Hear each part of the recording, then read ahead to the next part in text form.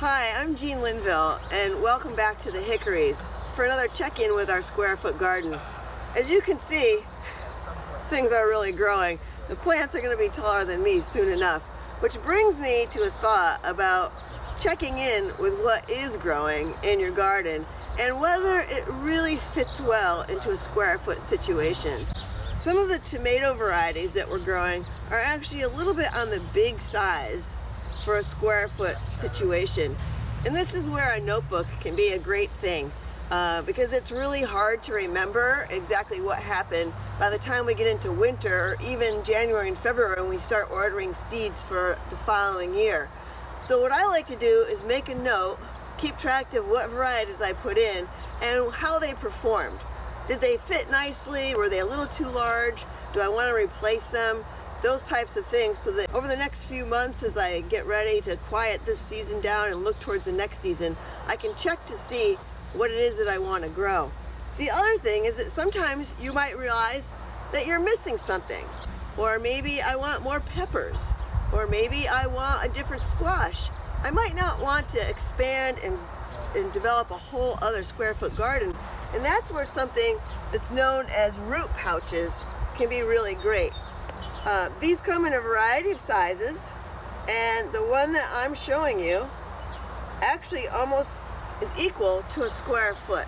So it's actually a really great option for thinking the same way, but now putting it into a more mobile situation where you can put it on a porch, you can move it to different locations, or you can just expand slightly. This is a pepper plant that's been started in one, and you can see it's already doing quite well. All right, easy to move and transport around.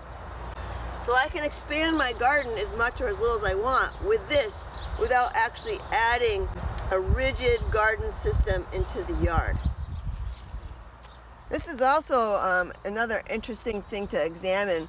This is where we had lettuces growing that were harvested. And if you remember, I sliced the lettuce head and I left the root ball intact. And what's happening now is they're actually regrowing into a second round of lettuces. So you want to continue weeding, but when you do it, you have to be careful because as you can see, we have the lettuces regrowing from where they were cut and the root ball remained, but that we also have a winter squash here that's also trying to grow. So we want to make sure we clear the weeds so that the squash gets light to grow, but we want to leave these lettuces so that we can harvest those again.